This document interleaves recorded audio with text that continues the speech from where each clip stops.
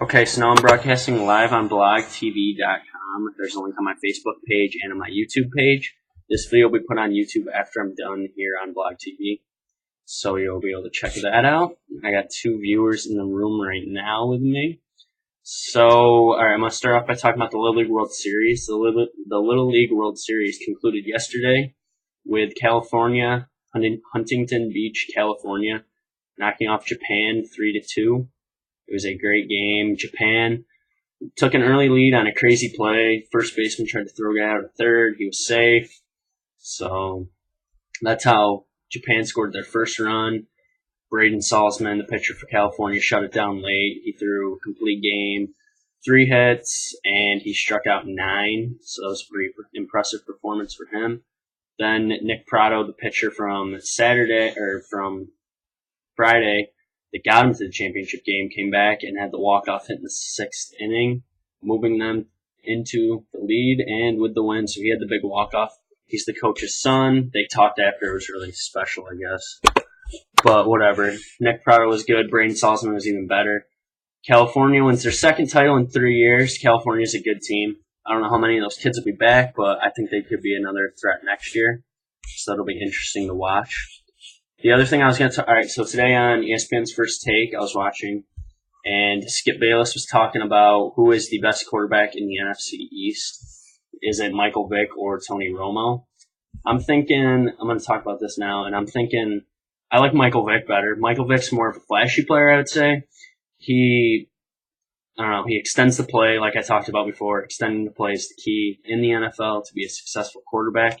You gotta be able to move around. You can't just pass out of the pocket the whole time, unless you're Tom Brady, but not many of us are Tom Brady. So, but Michael Vick, he extends the play. He's got a big arm. I mean, Tony Romo's got a big arm, but he doesn't move around in the pocket. I think Michael Vick also has him beat because Michael Vick's actually won a playoff game.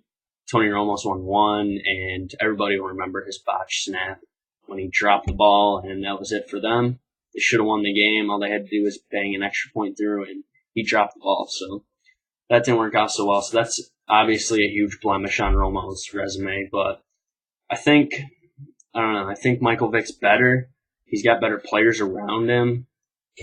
I know it doesn't really make you better, but I don't know. He just has better people around him, extends the play, big arm. I don't know. I just think he's better. He's more of a fan guy, too. I mean, even though he killed a bunch of dogs, but who really cares about that? We've all killed stuff. I've never killed a dog, but Mike Vick killed a lot of dogs. So, I don't know, whatever. But, so that's definitely a blemish, I guess. People probably don't like him for that, but I think he's really come clean after this. Spent some time in jail. That was probably good for him. Tony Romo, people don't really remember what he did because he got injured last year, so he was pretty much done after half a year. So, I don't know.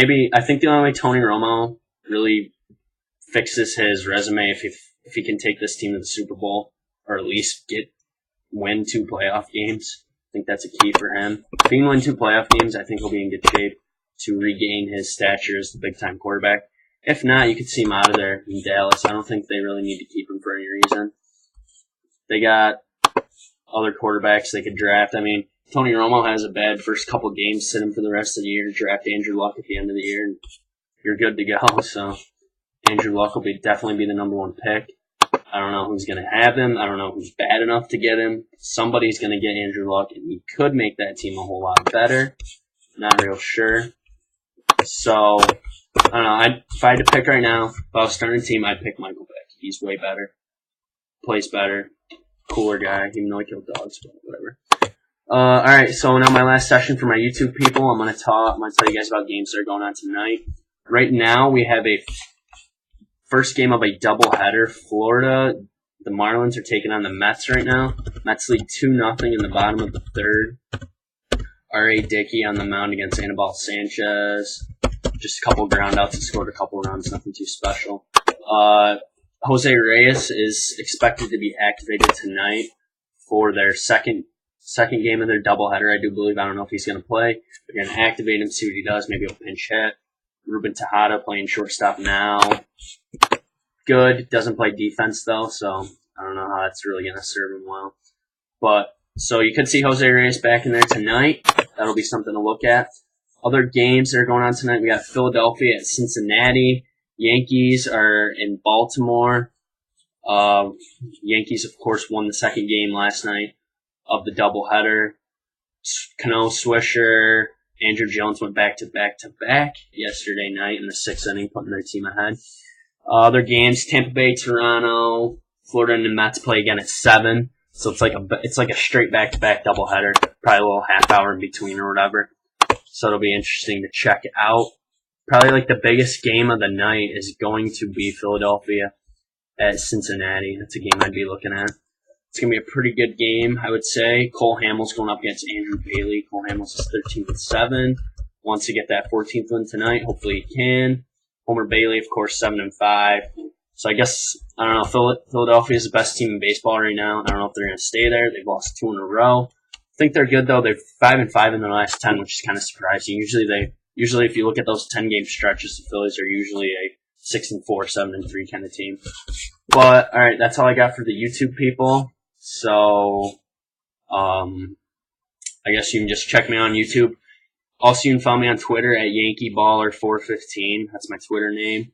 So you can follow me on there. You guys can leave me questions there. I'll answer them on the show. So I'm going to stop my recording on my YouTube video. Thanks for watching, YouTube.